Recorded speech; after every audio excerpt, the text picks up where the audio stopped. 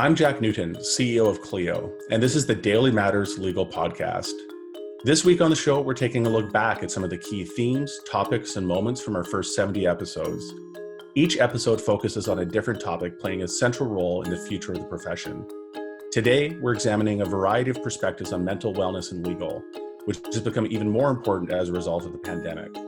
From dealing with stress, anxiety, or substance abuse to managing yourself better and practicing mindfulness, there are lots of ways to protect your overall well-being during this time.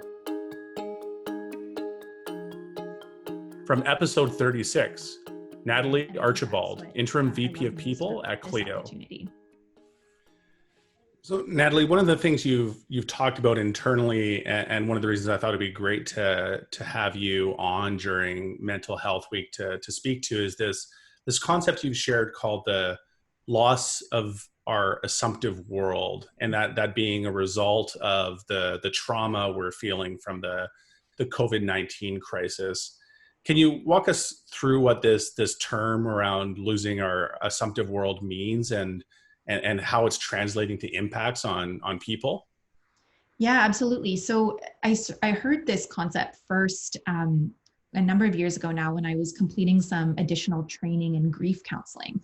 And really, when you think about it, what we as a culture are experiencing right now is this sense of collective grief. Like everything as we knew it is lost, and grief is not just defined by a death or like a physical loss, but just a loss in general of anything that is meaningful to a person. And for us, that includes the way we did business, the way we lived our lives, our ability to socialize, our ability to engage in the world in the ways that we previously did. And there was an excellent HBR article on this collective grief through COVID. And I was reminded of this concept, which is essentially this psychological principle that describes the experience of a traumatic change or event and how that can change how we as a culture or as an individual view ourselves in the world. So these events really shake the bedrock of our lives. And the strongly held assumptions we have of the world impact our decisions, how we behave, how we plan our lives, and how we view ourselves and our concept of self-worth. So we saw this, a really obvious large-scale example that sort of parallels this one in nature is really 9/11. And we're seeing it now. And so it's really interesting to see how we as a culture, when we go through this or experience this loss of our assumptive world or the assumptions that we rely on in order to engage in our lives in a meaningful way, how do we bounce back from that? And how do we put one foot in front of the other and redefine everything that we previously relied on as a truth that is no longer there? From episode 35, Jeena Cho, Mindfulness Educator at the Resilient Lawyer. Transitioning now to your mindfulness and wellness practice, we know that COVID-19 is going to have a massive impact on everyone, especially lawyers who are known to already wrestle with mental health issues. Can you talk a little bit about what impacts you're seeing on mental health in legal immediately, what the present landscape looks like, and what you see coming down the pike in the next few months? Yeah, I do a lot of webinars for lawyers and people in the legal community, and just a lot of the sense that I get, which I think is probably shared by all of us, is the sense of I don't know what's going to happen. I don't know whether I'm going to have a job. I don't know whether I'm going to have a continuing paycheck. I'm seeing a lot of lawyers experience furloughs or even pay cuts. There's been a few number of law firms that's just issued pay cuts across the firm. And then of course the solos and the small law firms, depending on your practice area, are also struggling. And I think because lawyers are sort of hardwired to think of the worst case scenarios, right? Like when clients come to us, that's what they're literally paying us to do, is to give them all the different range of possibilities, and we get paid to think of the absolute worst case scenario. And we have that tendency to do that. And so, I catch myself doing that, where my mind goes into this like what if game, and like the what if always sort of ends up in oh my gosh, we're going to be homeless. And, that type of thinking doesn't really lend itself to having a good, healthy mindset or, good mental health. So I'm definitely seeing a peak in stress and anxiety. And then, of course, there's just sort of a lack of people who are able to provide mental health services right now, set therapies and counseling. And, and I guess a lot of therapists are now transitioning to online. But then there's also sort of the stigma in going and getting therapy too. So I think it's multifaceted and definitely challenging times. Yeah, absolutely. And from the perspective you have, what concerns you most about the patterns you're seeing and the folks you're talking to in these webinars, and maybe on a one-on-one basis as well? The population that I'm more concerned about are perhaps lawyers who, have some sort of a struggle with some sort of substance or alcohol, who may be on a path to recovery.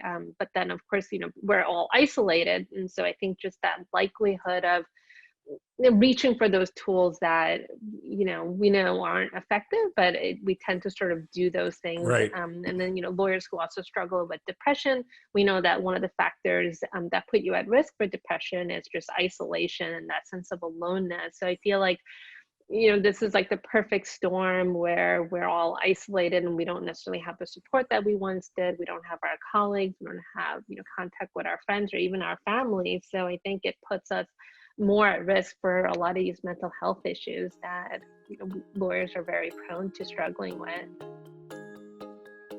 From episode 37, Brian Cuban, author and speaker. Right on that. And the legal profession, especially, you've spoken about this quite a bit, but I'd love for you to talk about it on the show here.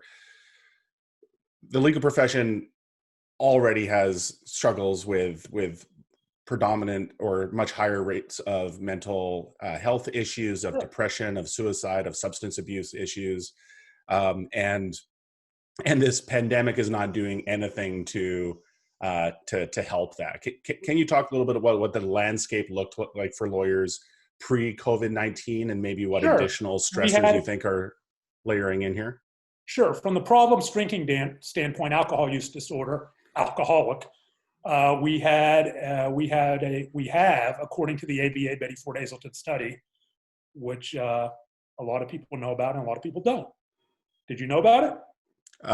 Because of your podcast, there you go. A year ago, I know about it. I do. Yep. Yeah. So it's, but it found that it was going on about 3 years ago now. We have overall of the licensed attorneys about a 20 to 21% problem drinking rate. So if you want to put it in the vernacular, 20 to 21% of licensed attorneys would be alcoholics.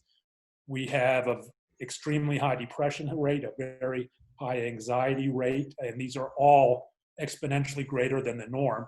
It's, to put it in perspective, it was a few years ago, I read a CNN article that said, that talked about the overall drinking rate, overall quote unquote problem drinking alcoholic rate in the US. And they said it was about 10 or 11%. And so look at our profession, 20%, 21%. And if you are a millennial lawyer, and I use that as an age demographic versus any kind of label other than that, lawyers, I believe it was under 10 years of practice, the problem drinking rate goes over 30%.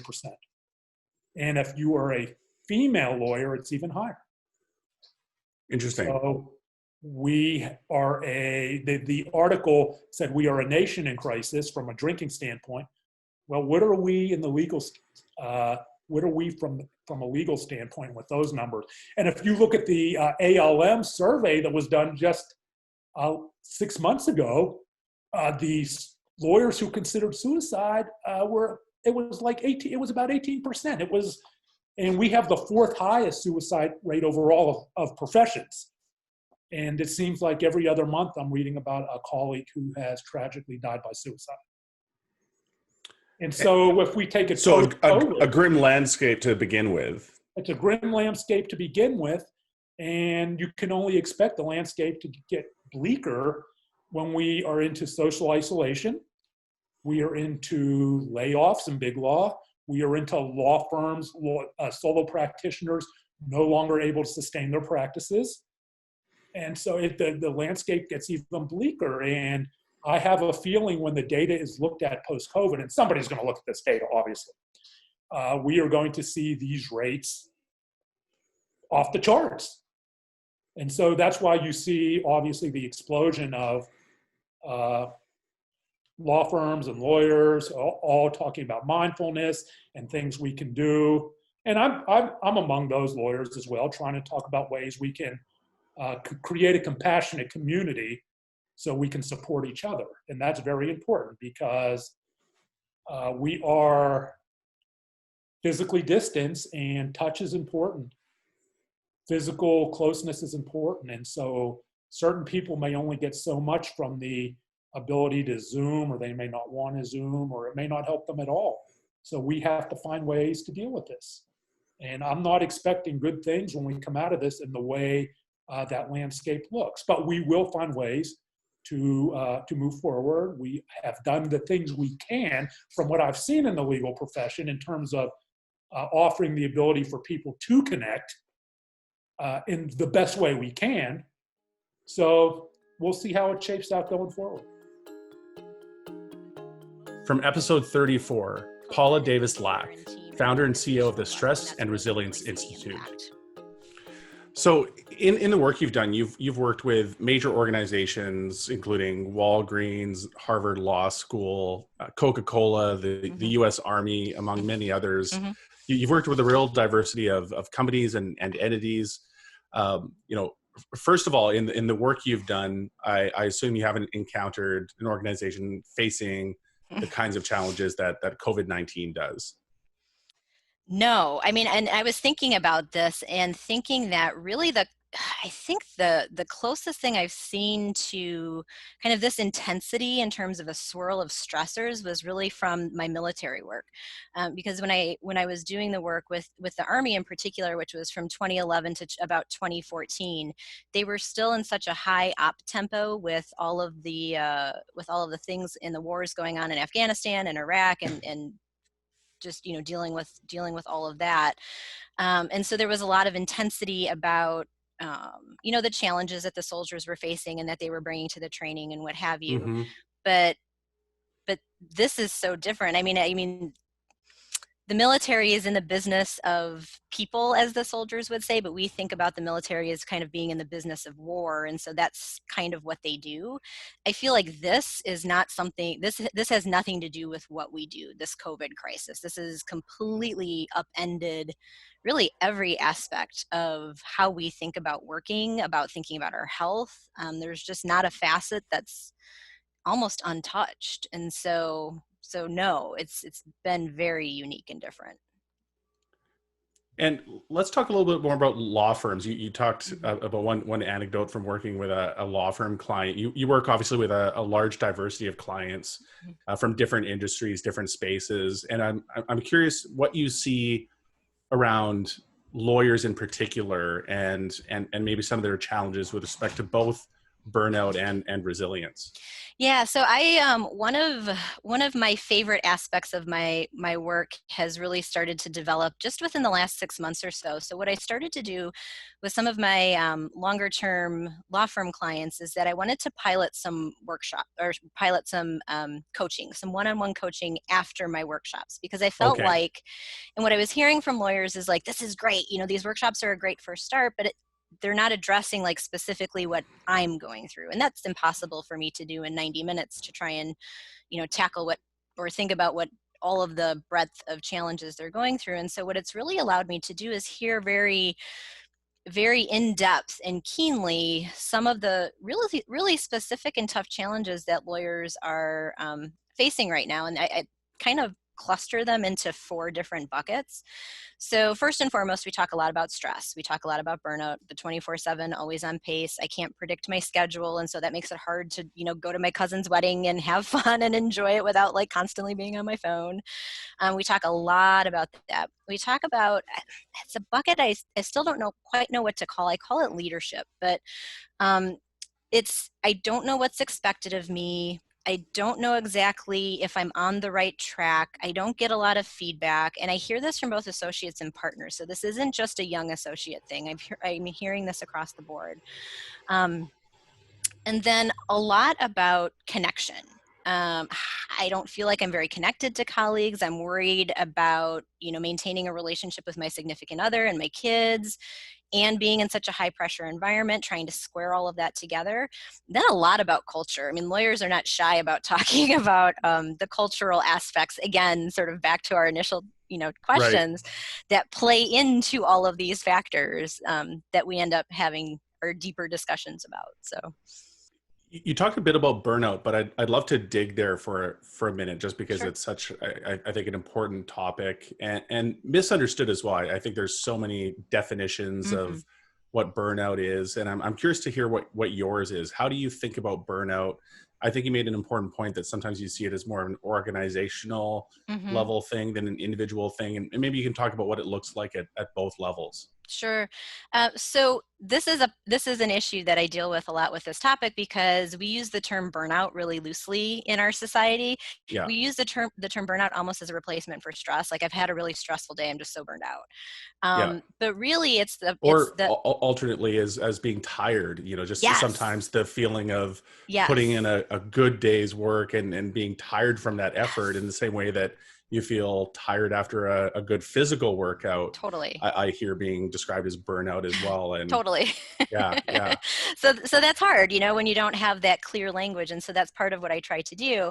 And I try to follow the research as closely as possible when it comes to defining burnout for folks. And it's really just the manifestation of chronic workplace stress.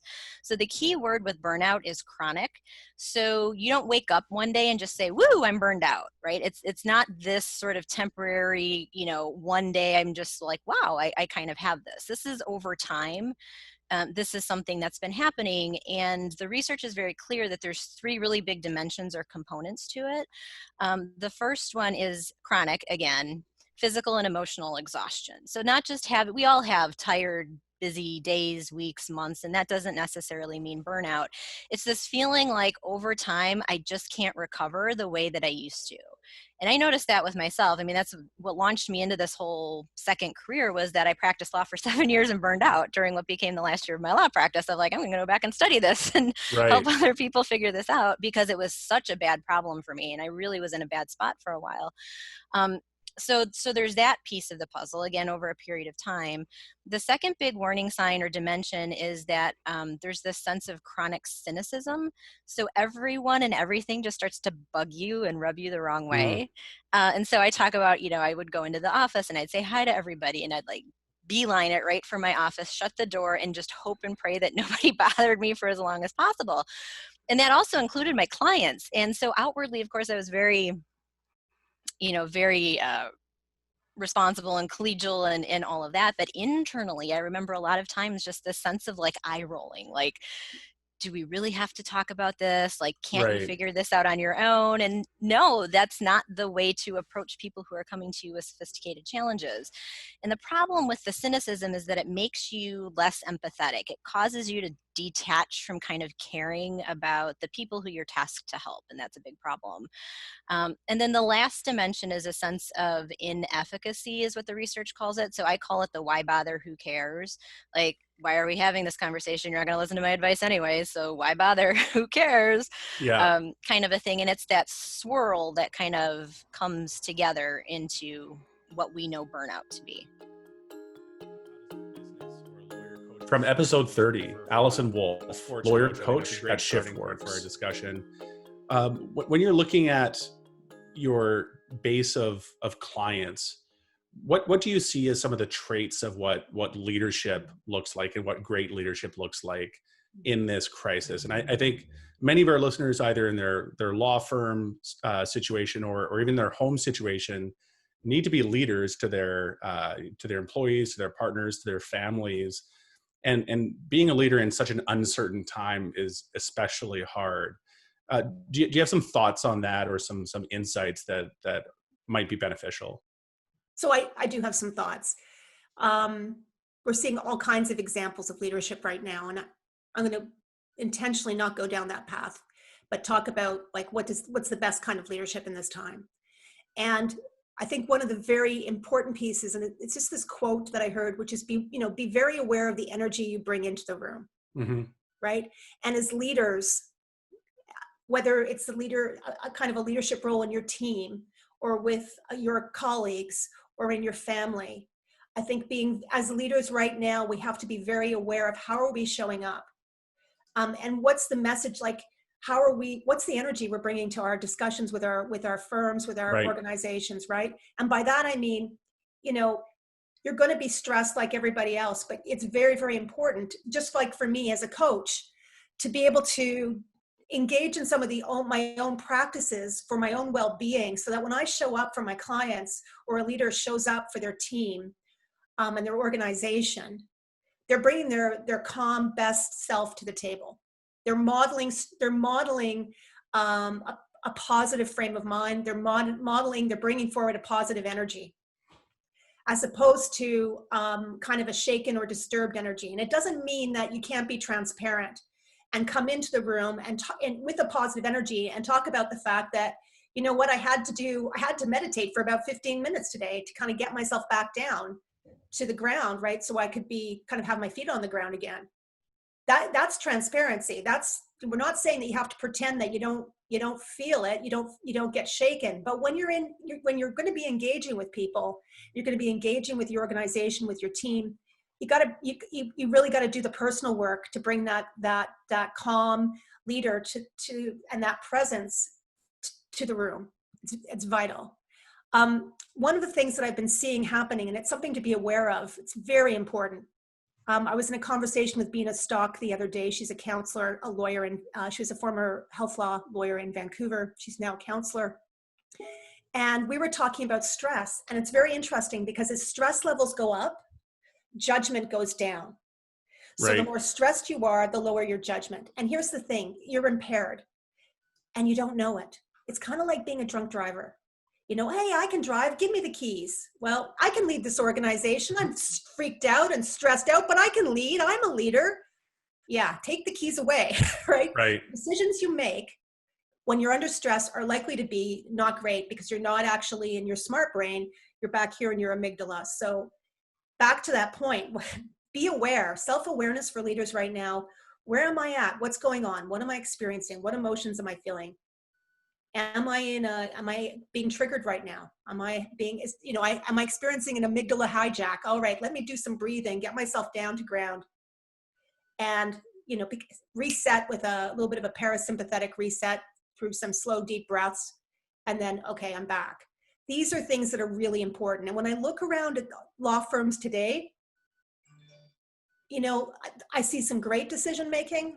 And not to point fingers, but I can see some decision making that sure looks like it was made in a stress, at a high level of stress.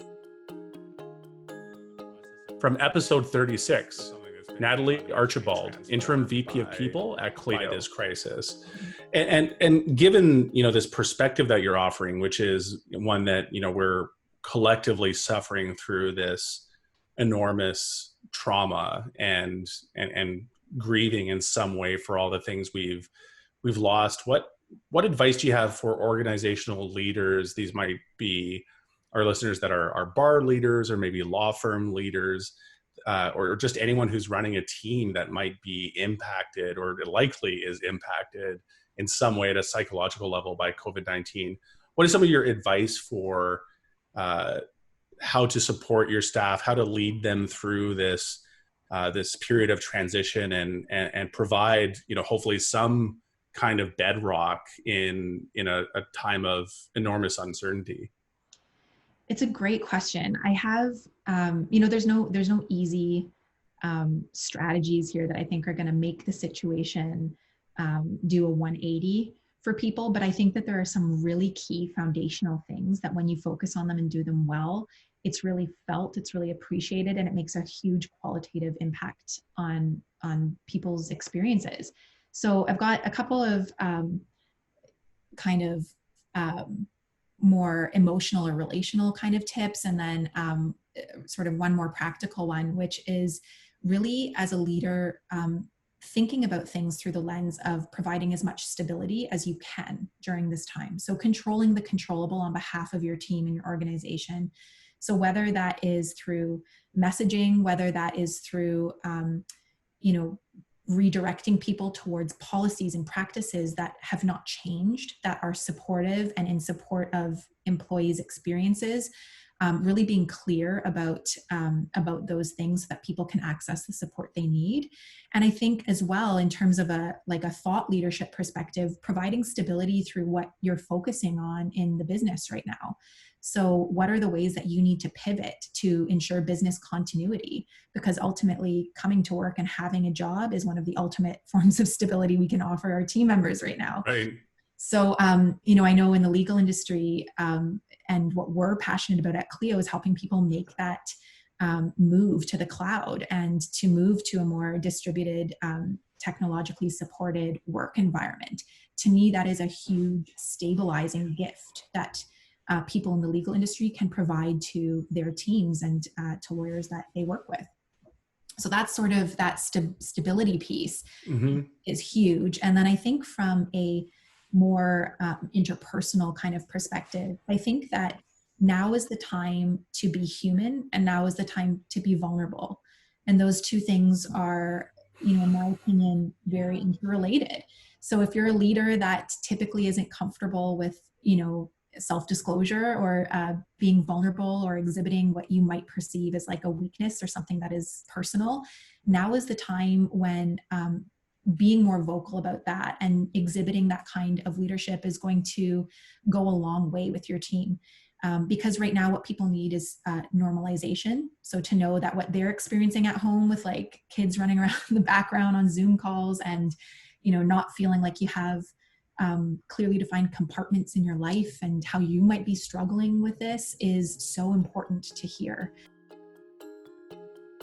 From episode 14, Terry DeMeo, Master Certified Coach. So maybe this is a new answer, or maybe you just want to underline and underscore some of what you've spoken to previously. But what are some things that people in general and legal professionals in particular can do today to care for themselves and others? Well, start within, start with yourself, because I'll tell you a story that's interesting. Horses are mammals like we are. And when horses live in the wild, they live in herds. They're prey animal. They're attacked by cougars and whatnot. And so they group together, and the leader of a pack of horses, a herd of horses, is the calmest matriarchal mare in the herd. And it's got great implications for leadership.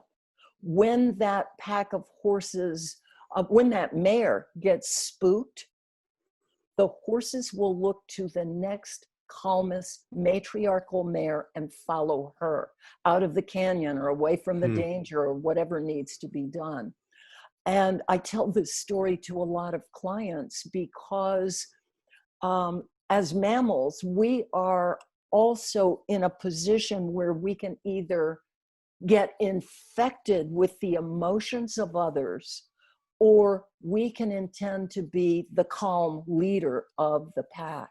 And so the more we can respond to an anxious client or an anxious family member from a place of calm, the more likely we are to be able to manage them. But in order to do that, it requires the self-care of getting our own oxygen mask on first, getting to a place of calm. From episode 35, Jeena Cho, Mindfulness Educator at the Resilient Lawyer. So for these bar association leaders and law firm leaders that may be listening, Jeena, and in response to the last question, I heard a few things. I heard, destigmatize mental health issues and be open and share out if you can as leaders. Hold up, examples of great folks in your community, highly accomplished folks that may also be wrestling with mental health issues. Do whatever, have empathy, and do whatever you can to destigmatize mental health issues. I heard a call to, be more authentic and to acknowledge the fact that you're human and actually lean into that. I'm curious what else you see as being in the toolkit. Do you see training around mindfulness being a useful tool? How do you kind of put some of these actionable tools into the hands of your members or your lawyers that are part of your organization or part of your law firm, and put them into action? Yeah, I'm seeing law firms do meditation Mondays, which I love. Oh, I think, interesting. whatever practices you put into place, and of course, I think meditation and mindfulness are very, very important tools, and, every law firm and bar association should embrace it. But, I think whatever it is, to do it sort of on a regular basis. Like the biggest mistake that I see so many organizations make is to treat these activities as like a one-time check off to do your to-do list kind of thing. And you can't just meditate once and say I've done it. Right. So it needs to be sort of an ongoing thing. The one law firm that I'm working with, they do weekly meditation classes, but they also do weekly yoga sessions. There's like an internal wellness platform where people can share recipes. They can, send out kudos to people that was helpful to them. Really kind of creating this sense of community, and saying that, the well-being of our community, the well-being of the people on our team actually matters.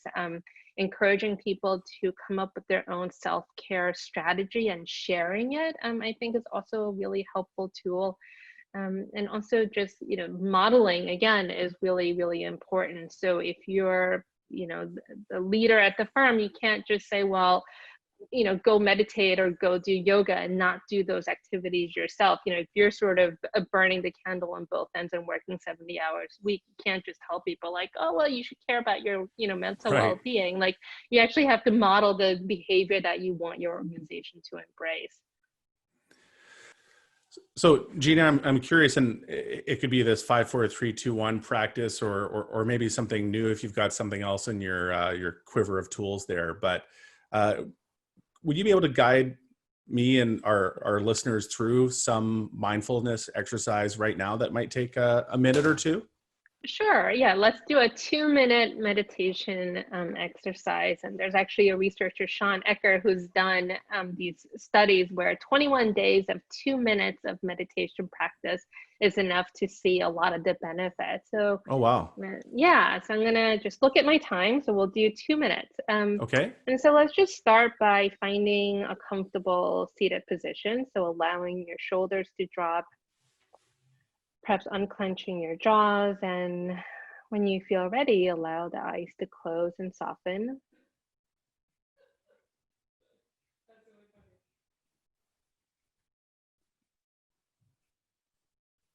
And taking a moment to notice the breath, so feeling the body breathing in, breathing out, breathing in, breathing out, and one more, breathing in and breathing out. And just noticing whatever may be going on inside of you and around you, noticing sounds around you. And see if you can allow this experience to be exactly what it is without needing to change it or have it be different in any way.